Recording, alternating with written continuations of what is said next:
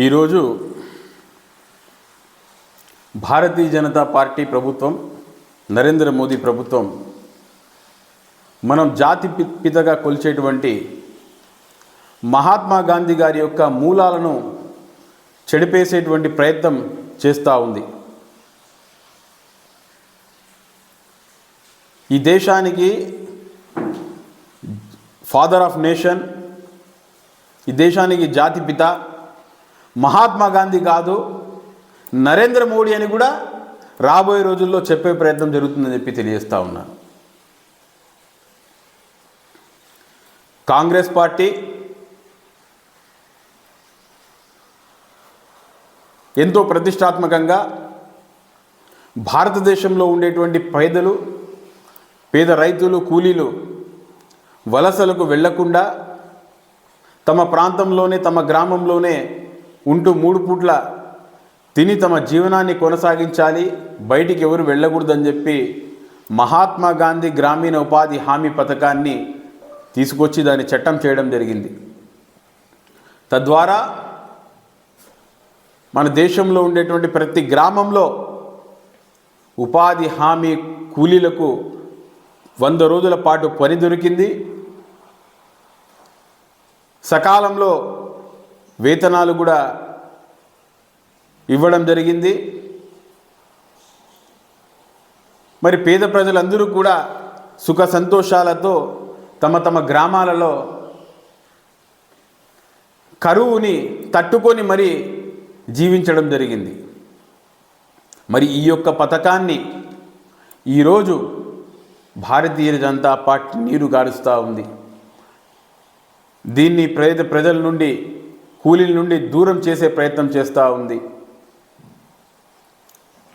మహాత్మా గాంధీ గ్రామీణ ఉపాధి హామీ పథకం పేరు కాంగ్రెస్ పార్టీ మహాత్మా గాంధీ కళ ఈ దేశంలో ఏ గ్రామంలో కూడా పేదరికం ఉండకూడదని చెప్పి, ప్రతి ఒక్కరికి పని కల్పించాలని చెప్పి ఆయన కలగనేవారు.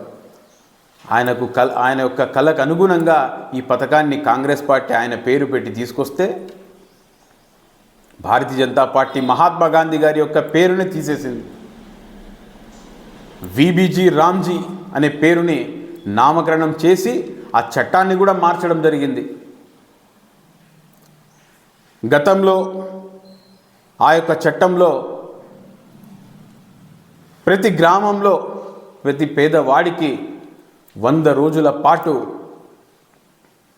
పని దొరికేది, పని ఇవ్వాలని చెప్పి చట్టం చేయడం జరిగింది. కానీ ఈరోజు భారతీయ జనతా పార్టీ ఆ చట్ట సవరణ, గతంలో ఈ యొక్క వేతనాలను 100కు 100% కేంద్ర ప్రభుత్వం చెల్లించేది. కాబట్టి రాష్ట్ర ప్రభుత్వాలు ఇబ్బంది పడకుండా, ఉపాధి హామీ కూలీలకు ఇబ్బంది పెట్టకుండా 100 రోజుల పని దినాలు పెట్టేది. ఈరోజు 40% రాష్ట్ర ప్రభుత్వం ఆ యొక్క వేతనాన్ని భరించాలని చెప్పి కేంద్ర ప్రభుత్వం చట్టం చేసింది. తద్వారా రాష్ట్ర ప్రభుత్వం ఇప్పుడుండే పరిస్థితుల్లో ఉన్నటువంటి పథకాలు అమలు చేయడానికే నిధులు లేక సతమతమయ్యే పరిస్థితి. మరి ఇలాంటి పరిస్థితుల్లో 100 రోజుల పని దినాల్లో 40 రోజుల పని దినాలకు రాష్ట్ర ప్రభుత్వం డబ్బులు ఇవ్వాలంటే అది సాధ్యం కాని పని. కాబట్టి ఇవన్నీ చూస్తూ ఉంటే ఈ యొక్క పథకాన్ని పేద ప్రజలకు దూరం చేసేటువంటి ప్రయత్నం జరుగుతూ ఉందని చెప్పి తెలియజేస్తూ ఉన్నాం. భారతీయ జనతా పార్టీ మీకు అంత ముచ్చటగా విబిజీ రామ్జీ పేరు పెట్టుకుంటారో, సావర్కర్ పేరు పెట్టుకుంటారో, లేకపోతే మహాత్మా గాంధీని చంపినటువంటి గాడ్సే పేరు పెట్టుకుంటారో పథకాలకు, కొత్త పథకాలు తీసుకురండి. అంతేకాని ఈ దేశానికి స్వాతంత్రం తీసుకురావడం కోసం జైలు జీవితం గడిపినటువంటి ఈ ప్రపంచంలో ఉండేటువంటి దేశాలన్నీ కూడా మహాత్మా గాంధీ లాంటి గొప్ప నాయకుడు లేడని చెప్పి ప్రశంసలు చేస్తారు. మరి చిన్న పిల్లవాడిని అడిగినా కూడా మన భారతదేశ జాతిపిత ఎవరంటే మహాత్మా గాంధీ అని చెప్తారు. మరి అలాంటి గొప్ప వ్యక్తి యొక్క నాయకుని యొక్క పేరును మార్చారంటే ఎక్కడికి వెళ్తా ఉంది ఈ దేశం? బ్రిటిష్ వారి యొక్క పరిపాలన కంటే మీ యొక్క పరిపాలన చాలా చాలా ప్రమాదకరంగా ఉందని చెప్పి తెలియజేస్తూ ఉన్నాం. మీ యొక్క ఆగడాలను సాగనివ్వం. ఈ రాష్ట్రంలో భారతీయ జనతా పార్టీకి కొమ్ము కాస్తున్నటువంటి Telugu Desam party, Janasena party, YSR Congress party ఈ యొక్క పథకం విషయంలో నోరు మూర్చుకున్నా కూడా కాంగ్రెస్ పార్టీ పోరాడుతుంది. ప్రజల వైపు నిలబడి కాంగ్రెస్ పార్టీ పోరాడుతుంది. ఈ పథకాన్ని యథావిధిగా కొనసాగించేంత వరకు కాంగ్రెస్ పార్టీ సహించదు.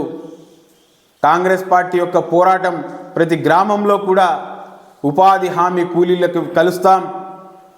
భారతీయ జనతా పార్టీ కూటమి ప్రభుత్వం చేస్తున్నటువంటి అన్యాయాన్ని వివరిస్తాం. భారతీయ జనతా పార్టీ కాంగ్రెస్ పార్టీకి ఒక లెక్క కాదు. ఈ దేశాన్ని దోచుకుందామని చెప్పి దోచుకుని వెళ్ళిపోయినటువంటి బ్రిటిష్ వాళ్ళని దేశం నుంచి పారదోలినటువంటి పార్టీ కాంగ్రెస్ పార్టీ. మరి భారతీయ జనతా పార్టీ ఆర్ఎస్ఎస్ వారిని ఎదుర్కోవడం కాంగ్రెస్ పార్టీకి ఏమాత్రం కూడా పెద్ద విషయం కాదు. మిమ్మల్ని కూడా, మీ మెడల్ని కూడా వంచుతామని చెప్పి తెలియజేస్తూ ఉన్నాం.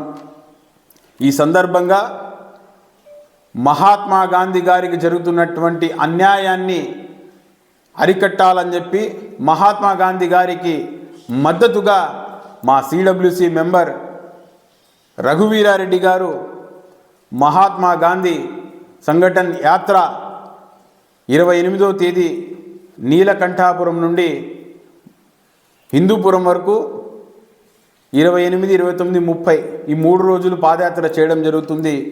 ఇది పార్టీలకు అతీతంగా చేస్తున్నటువంటి యాత్ర.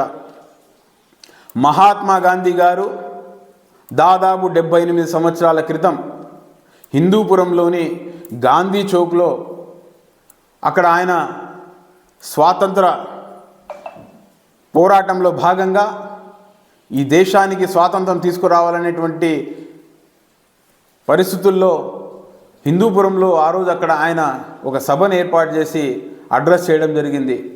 ఆ గాంధీ చౌక్ వరకు రఘువీరారెడ్డి గారు పాదయాత్ర చేయడం జరుగుతుంది. మరి ఈ యొక్క పాదయాత్రలో మహాత్మా గాంధీని ప్రేమించేవాళ్ళు, లౌకికవాదులు, మహాత్మా గాంధీ మా జాతిపిత అని అనుకునేవాళ్ళు ప్రతి ఒక్కరూ కూడా పార్టీలకు అతీతంగా ఈ యొక్క పాదయాత్రలో పాల్గొనవలసిందిగా కోరుకుంటున్నాను. నమస్తే.